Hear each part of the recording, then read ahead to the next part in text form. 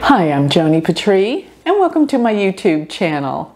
Well, today I want to talk about the signs and how the planets this month are going to affect you according to your ascendant or your moon sign. And remember, if you don't know your sidereal Vedic ascendant or moon sign, please go to my website where I have a free chart calculator. You can put in all your information and it will give you your ascendant, which is AS, or your moon, which is MO. Those are the two I want you to focus in on.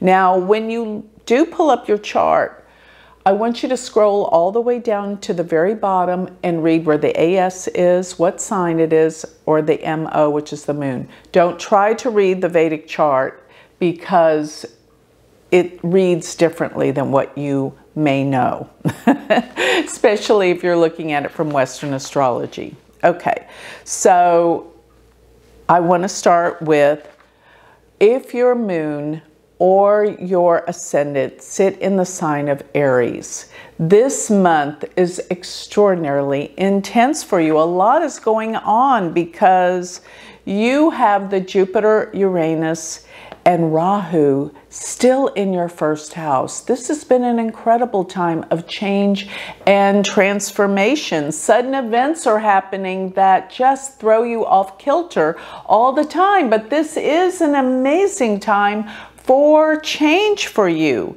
Now, Mars, which is in a critical place, it's been in Leo, and it will be in Leo for you all the way till the 18th of this month. And being there, you have been very creative. It's in the 5th house, which gives you creative talent, new ideas, self-expression. Go for it. This is a positive time for you. Now, after the 18th of August, Mars will move into your 6th house, which is going to be the house that's going to cause some obstacles.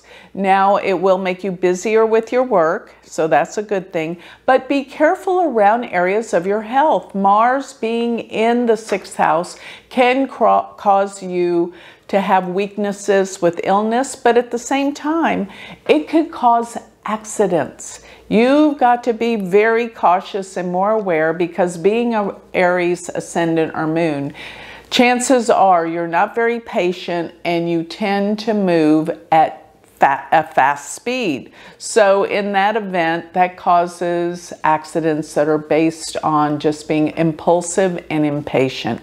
So be very cautious. Now, the new moon for you that happens on the 16th of August is going to be in your 4th house. So there's a lot of changes going on in your home with your family, and possibly you've been thinking a lot about moving. Now, whether you do or not, it's going to take a little bit more than a new moon, but still you're doing things around the house to improve or change things. Another thing that's going on for you is Venus. Venus is backing up as it goes retrograde into the sign of Cancer this month, and it's going to cause a lot of decorating, beautiful things around the house, maybe even family gatherings. So this is going to be this month as well.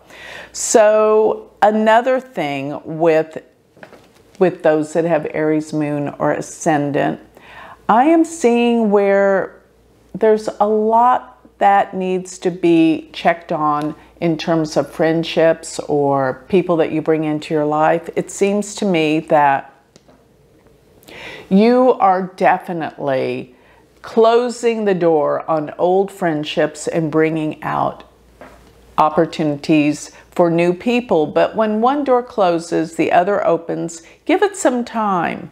You need more time by yourself with Saturn transiting your 11th house. You don't need to complicate things with a lot of acquaintances and people that crowd your life. But for the most part, even if you have children, this is a critical time when your children will need your attention, especially towards the end of the month when Mercury does go retrograde. This will be the last portion of the month. And what's going to happen is your children need your attention, things are heating up. You feel very creative if you're an entrepreneur. Yes, your ideas need to be looked into, and yes, you could create something new during this time because it's a highly creative vantage point. But remember, another thing that's been kind of difficult for you, I must say, this is not just this month, but it's been ongoing for a while. While K2 has been in your 7th house, there has been issues around relationships.